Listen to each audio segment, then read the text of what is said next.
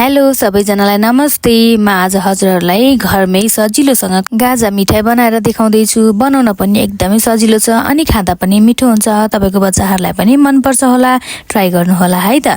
त्यसको लागि मैले गहुँ र मैदा बराबर भागमा लिएको छु। हजुरहरूले पुरै मैदाको पिठोमा पनि बनाउन सक्नुहुनेछ। मैले 1 कचौरा मैदाको पिठो हालिदिए, त्यसपछि त्यति नै बराबरको गहुँको पिठो अनि थोरै नुन हालिदिए अनि दुधको तर छ भने त्यो पनि हालिदिनु होला, छैन भने दुध थोरै हाल्नु होला अनि घिउ अनि गुलियो सुप हालेर मैले सुरुमा सुक्खासँग मुसे।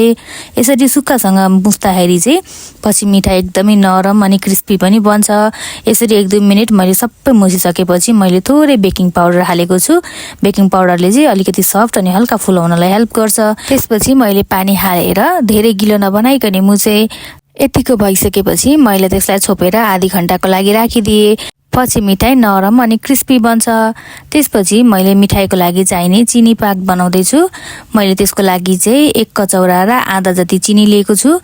त्यसपछि दुईटैलाई हालिसकेपछि मैले पानी चाहिँ 1 कचौरा मात्रै लिएको छु। त्यही भाँडामा नापेर मैले 1 कचौरा पानी हालिदिए। ग्यासलाई मिडियम फ्लेममा राखेर म 4-5 मिनेटसम्म पकाउँछु। मैले चाहिँ चिनी पाकमा थोरै गरम मसला पनि हालिदिएको छु। त्यसले पछि स्वाद एकदमै मिठो आउँछ। अनि यसरी मजाले उम्लिसकेपछि एकैछिनमा टाइममा चलाउने। पाके कि पाकेन भनेर चेक गर्नको लागि चाहिँ थोरै साइडमा लिनु अनि त्यसपछि च्याप जस्तो भयो भने चाहिँ पाक्यो भनेर बुझ्दा हुन्छ।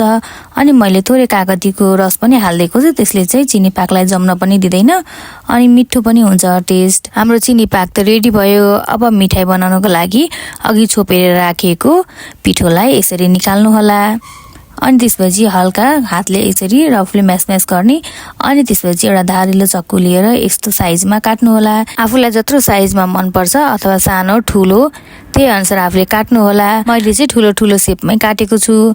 यसरी सुरुमा भाग लगाउने, त्यसपछि फेरि साइडबाट काटेर सानो पिस बनाउने। हजुरहरूलाई मेरो कन्टेन्टहरू कस्तो लाग्छ? कन्टेन्ट मन पर्यो भने च्यानल सब्स्क्राइब अनि लाइक पनि गर्नुहोला अनि छेउमै रहेको बेल आइकन पनि थिच्नु होला है त। यस्तै कन्टेन्टहरू म फेरि ल्याउने छु अनि कमेन्ट पनि गर्नुहोला कस्तो कन्टेन्टहरू लिएर आउँ भनेर।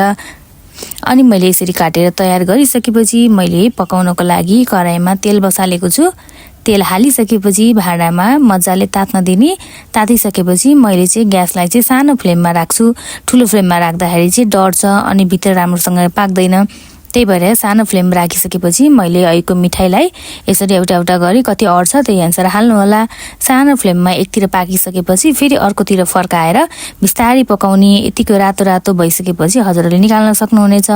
मैले चाहिँ फुड कलरहरू केही पनि युज गरेको छैन, त्यही भएर बजारको जस्तो रातो नदेखिए पनि खाँदा चाहिँ एकदमै मिठो हुन्छ।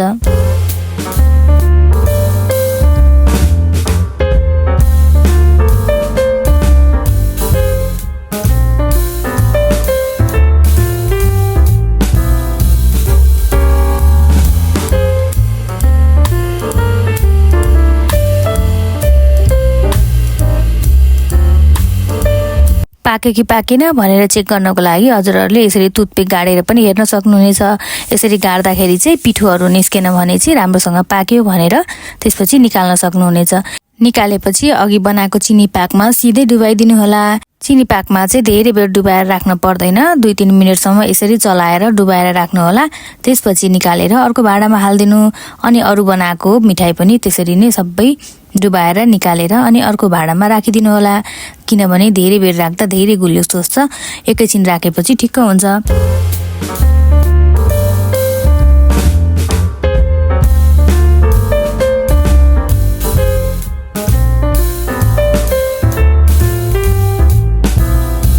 घरमा नै यति सजिलोसँग यति मिठो मिठाई बनाएर तयार हुन्छ। अब बजारको किन खान पर्यो? यति बेरसम्म कन्टेन्ट हेरेर साथ दिनुभएकोमा धेरै धन्यवाद। फेरि भेटौँला। By by.